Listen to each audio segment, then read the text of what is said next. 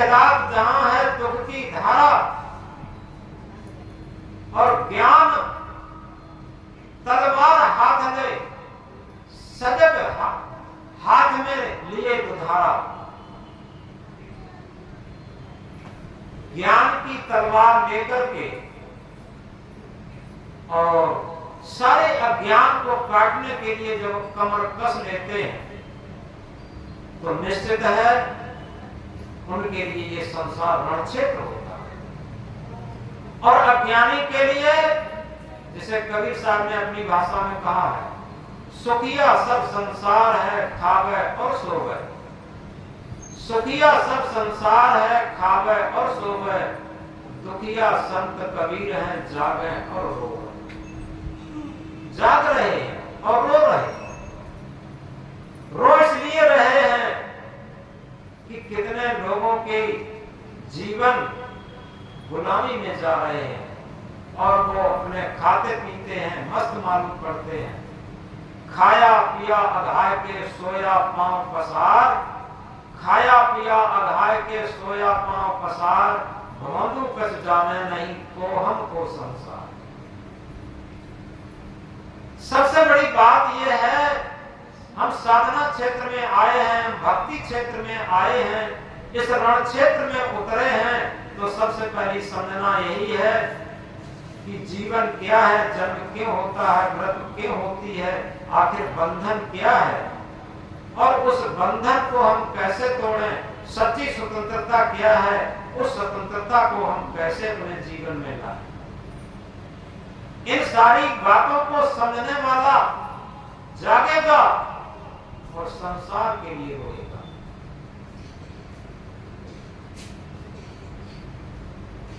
जिंदगी की यहाँ अनगिनत है डालियां, जिंदगी की यहाँ अनगिनत है डालियां। तुम किसी भी डाल पर सुमन बनकर खिलो तो सही। जिंदगी की यहाँ अनगिनत है डालियां, तुम किसी भी डाल पर कुछ सुमन बनकर खिलो तो सही। एक पल ही जियो फूल बनकर जियो, एक पल ही जियो फूल बनकर ही जियो। सूल बनकर ठहरना नहीं जिंदगी, सूल बनकर ठहरना नहीं जिंदगी।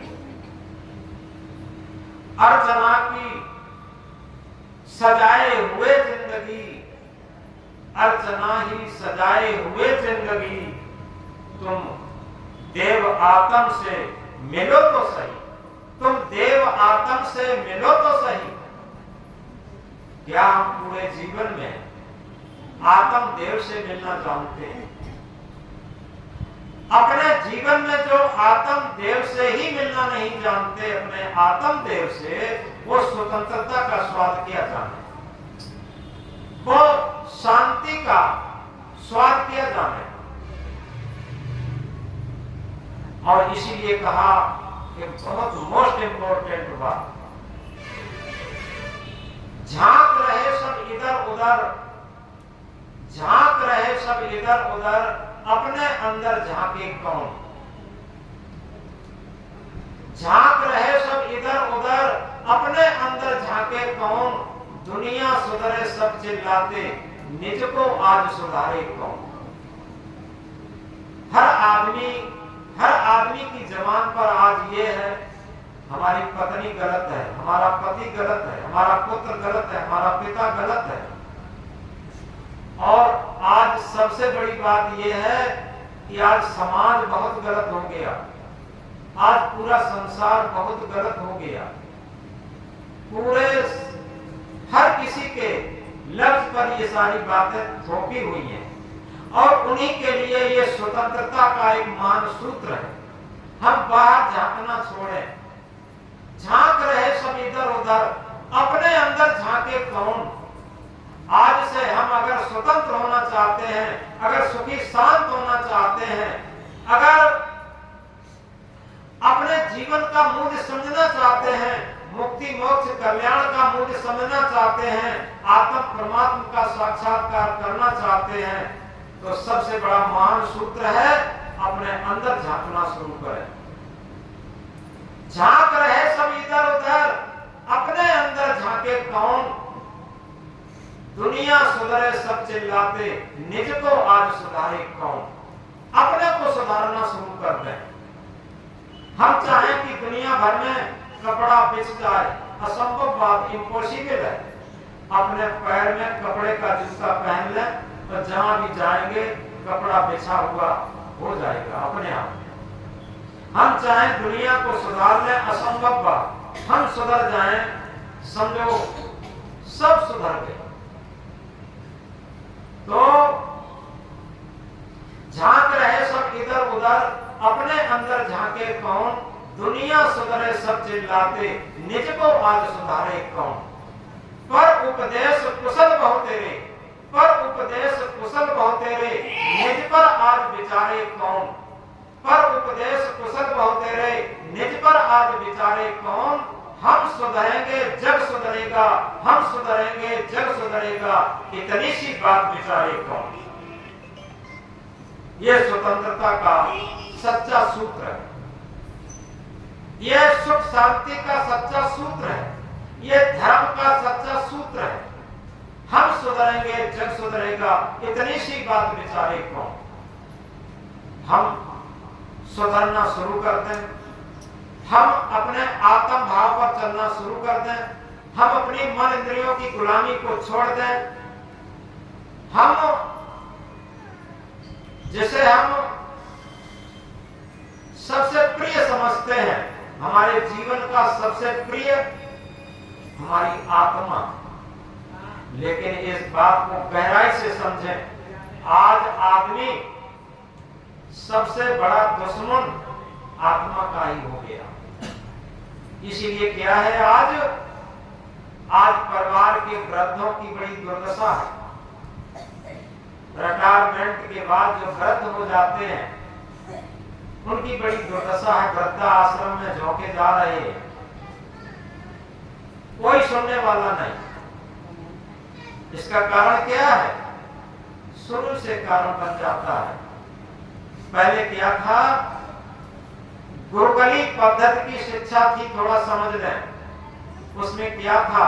चाहे राजा का बेटा हो और चाहे एक मजदूर का बेटा हो, दोनों को उसी गुरुकुली पद्धति शिक्षा में पढ़ाया जाता था। वहां क्या था?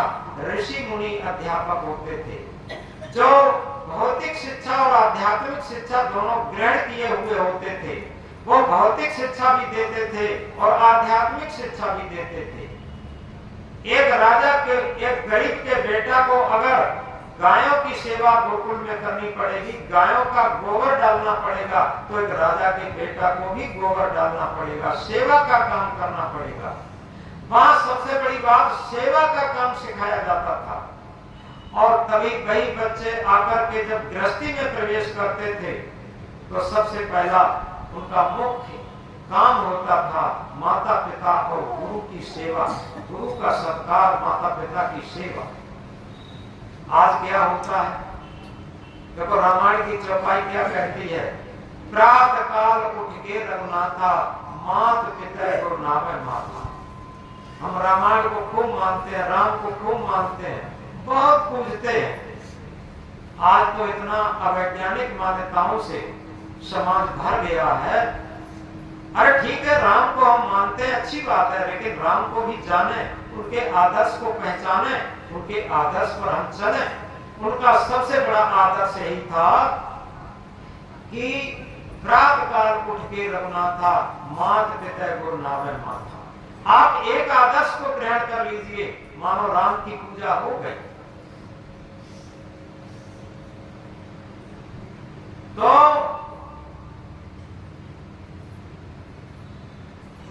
गुरुकुली शिक्षा में यह सिखाया जाता था, जहां सेवा वहां त्याग है, जहां त्याग वहां प्रेम, निर्मल अंतःकरण जहां वहां शांति सुख चैन, जहां सेवा भाव है वहां त्याग भाव। अन्यथा त्याग भाव न होता तो जब राम को 14 वर्ष का वनवास ये अल्टीमेट सुनने को मिला था। आज का बच्चा होता तो पिता को जेल में डाल देता, अब वो सहज वनवास को चले गए। ये क्या था? ये वही था जो उन्हें शुरू से आदर्श मिला था, ये गुरुकुली पद्धति की शिक्षा से। कृष्ण भी गुरुकुल में पढ़े थे, उनके भी 3 गुरु थे। गर्गाचार्य जो उनके कुलगुरु थे, और दूसरे सांदीपन जिनके गुरुकुल में कृष्ण और सुदामा पढ़े थे। कृष्ण एक राजा के बेटा थे और सुदामा एक गरीब के बेटा थे, एक ही गुरुकुल में पढ़े थे। और इसके बाद उनके जो आध्यात्मिक गुरु थे वो घोर अंग्रेज थे। घोर अंग्रेज ने उन्हें हर कठिन परिस्थिति में चैन की बंसी बजाना सिखाया था। उन्होंने बांसुरियां नहीं बजाई, ये तो सब प्रतीक मात्र है। सारी कठिन परिस्थितियों में चैन की बंसी बजाना ये आध्यात्मिक गुरु घोर अंग्रेज ने सिखाया था, जो वो अपनी आत्मा के तल पर चलते थे। अगर आत्मा के तल पर न चलते होते तो जितने राजा महाराजाओं को उन्होंने परास्त किया था, उनका शासन लौटा करके उन्हीं के परिवार वालों को दिया। उन्होंने किसी की सत्ता शासन नहीं दिया। तो इस तरीके से ये सब स्वतंत्रता की बातें चल रही हैं। और आज की शिक्षा प्रणाली क्या है? आज छोटे छोटे बच्चों को माता पिता टाई बूट सब लगा करके और स्वयं बस्ता लाद करके या तो बस आ जाती है या माता पिता स्वयं बस्ता ला करके बच्चों को स्कूल तक भेजते, इसके बाद बच्चे को स्कूल से लाते। जिस तरीके से एक बड़े अधिकारी की सेवा होती है, उस तरह से बच्चों की सेवा माता पिता शुरू से करते हैं, लेकिन उसका परिणाम बच्चों के अंदर धीरे धीरे सेवा भाव खत्म होता जाता। कि विद्यालय में सेवा भाव नहीं सिखाया जाता, वहां सारी बड़ी बड़ी फीस भरी जाती है। जैसे कपड़े भी, जो आवासीय बच्चे होते हैं, कपड़े भी धुले धुलाए मिलते हैं, सारी चीजें मिलती हैं। इस बात को गहराई से समझे। पराधीनता कहां से शुरू होती? हमारी शिक्षा से शुरू होती। और वही बच्चे जब पढ़ लिख करके निकलते हैं और उनकी जब शादी हो जाती है तो सबसे पहले किसे निग्लेक्ट करते? सबसे पहले माता पिता को निग्लेक्ट करते। क्यों? शिक्षा में वही है पश्चिमी देशों की संस्कृति सभ्यता, वहां माता का कोई स्थान नहीं है। क्यों नहीं है?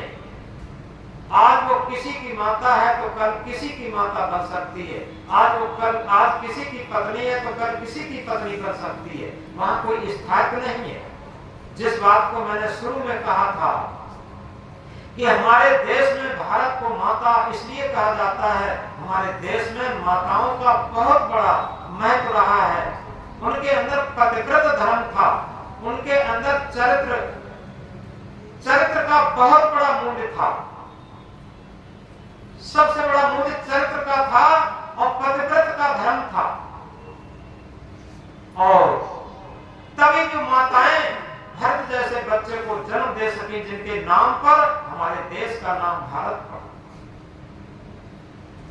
और रामकृष्ण जैसे बच्चे, और इसी के साथ मीरा सबरी जैसी शाश्वती साधवियां, और अवंतीबाई, लक्ष्मीबाई, झलकारी बेग जैसी वीरांगनाएं, और गांधी, सुभाष चंद्रशेखर, बिस्मिल जैसे शहीद बच्चों को जन्म दी। कौन दिए?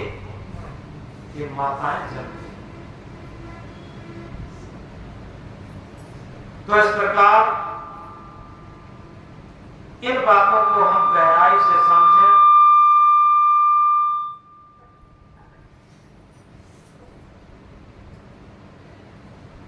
और अगर हमारा महामंत्र ये हो जाए, अटल रहा जो अपने पथ में लाख मुसीबत आने में, अटल रहा जो अपने पथ में लाख मुसीबत आने में, मिली सफलता उसको जग में जीने और मर जाने।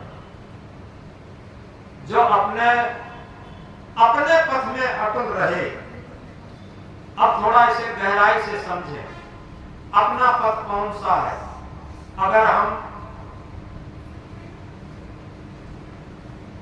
पिता हैं, पुत्र हैं, पति हैं, पत्नी हैं, अध्यापक हैं, विद्यार्थी हैं, गुरु हैं, शिष्य हैं, स्वामी हैं, सेवक हैं, कोई भी है, तो अपना पथ, अपना कर्तव्य क्या है? इस बात को गहराई से समझे। यदि सच्चाई से अपना कर्तव्य निर्वहन हम करते हैं, ये हमारा पथ है और उस पर अटल रहते हैं, ये हमारा पथ है। तो अटल रहा तो अपने पथ में, अगर हम साधु हैं, भक्त हैं, संत हैं, पत्नी हैं, पिता हैं, पुत्र हैं, पति हैं, क्या ये हम स्वयं समझ लें और हम अपना कर्तव्य का निर्वहन सही तरीके से करते हैं, अपने कर्तव्य का पालन सही तरीके से करते हैं, ये हमारा पथ है। और इसी के साथ एक आध्यात्म पथ है, आत्मा की आवाज पर व्यवहार करना। यदि हम पिता हैं, पुत्र हैं, पति हैं, पत्नी हैं, गुरु हैं, शिष्य हैं, सेवक हैं, स्वामी हैं, कोई भी है, यदि आत्मा के तल पर हम व्यवहार करते हैं तो ये हमारा पथ है और इस पथ पर अटल रहें। पहली बात, व्यवहारिक क्षेत्र में हमारा कर्तव्य क्या है। दूसरी बात, क्या हम आत्मा के तल पर व्यवहार करते हैं, ये हमारा पथ है। अटल रहा जो अपने पथ में लाख मुसीबत आने पर मिली सफलता उसको जग में जीने और मर जाने पर। यथार्थ में जो अपने पथ पर अटल रहता है उसी को सफलता मिलती है। और उसे कबीर साहब ने अपनी भाषा में, बड़ी सुंदर भाषा में कहा, मैं सच्चे पथ का राही हूं, कह सकता जिनको रात नहीं। मैं सच्चे पथ का राही हूं, कह सकता जिनको रात नहीं। ईमान बेजतू टुकड़ों में ये मेरे बस की बात नहीं।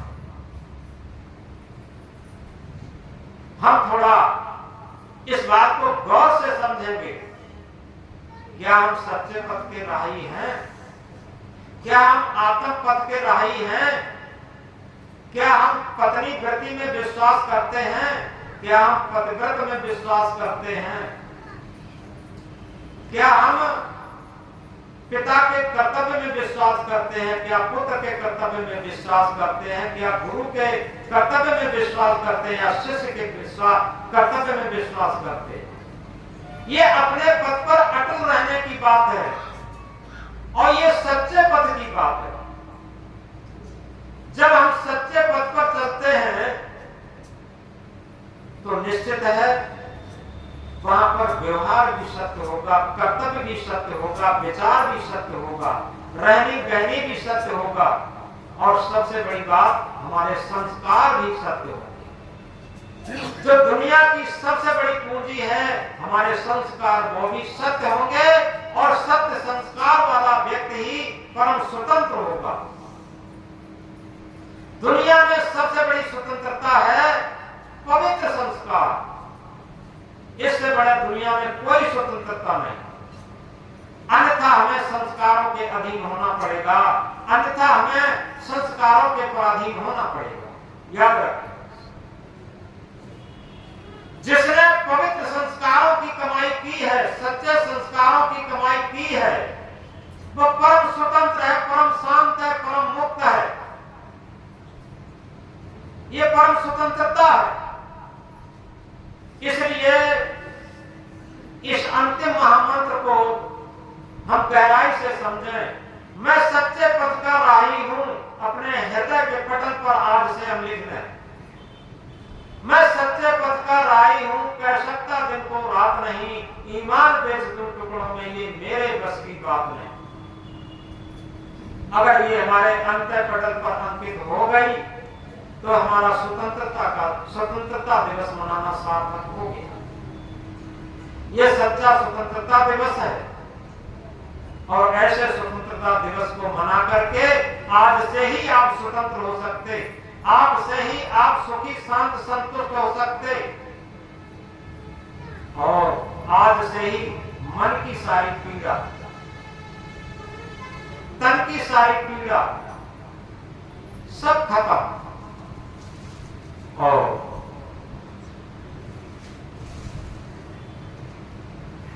लेकिन होता क्या है,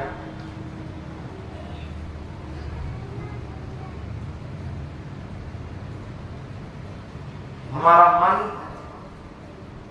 बहुत भावुक होता, पल पल में हम मन की भावुकता में बहते रहते हैं।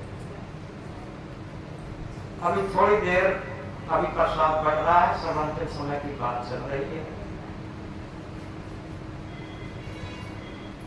मन थोड़ी थोड़ी बातों में भटकता रहता और उसी में सुखी दुखी होता रहता। आज उन वीर वीरांगनाओं को याद करें, उन भक्ति जो भक्तमती माताएं हुई हैं, भक्त पुरुष हुए हैं, संत महापुरुष हुए हैं, उनके मन को याद करें, कितने अडिग रहे, कितने अटूट रहे और कितने लगनशील रहे और कितने लगनशील रहकर के अपना लक्ष्य प्राप्त किए। तो अंतिम बात कहकर के बात बंद कर देते हैं। हमने देखा है पत्थर पिघलते हुए, हमने देखा है पत्थर पिघलते हुए, शीत जल से भी शोले निकलते हुए, शीत जल से भी शोले निकलते हुए। तुम न बदलोगे कैसे ये विश्वास हो, तुम न बदलोगे कैसे ये विश्वास हो। हमने देखा है मौसम बदलते हुए, हमने देखा है मौसम बदलते हुए। यथार्थ में आज हम बदलाव की बियार में बैठे हुए हैं, आज हम स्वतंत्रता की बियार में बैठे हुए हैं और उस स्वतंत्रता की बियार के लिए आज हम अपने में अटूटता को धारण करें और जागृत होकर के और सच्चे हृदय से अपने अंदर ये सूत्र बनाएं कि मैं सच्चे पथ का राही हूं, मैं सच्चा दिन को रात नहीं, ईमान बेच दूं टुकड़ों में, ये मेरे बस की बात है।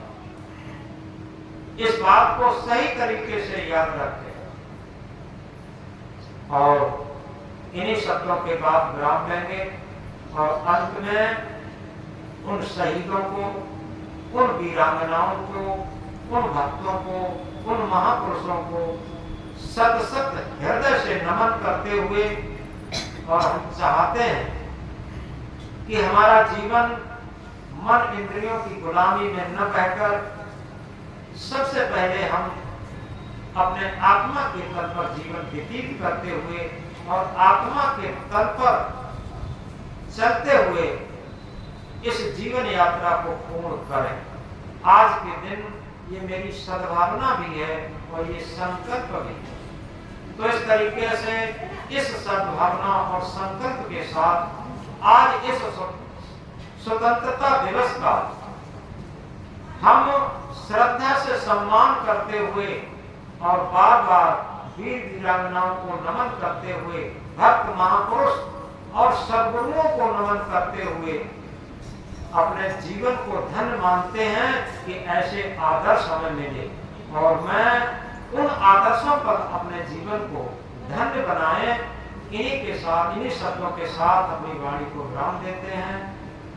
बोलो भारत माता की जय, भारत माता की जय, भारत माता की जय।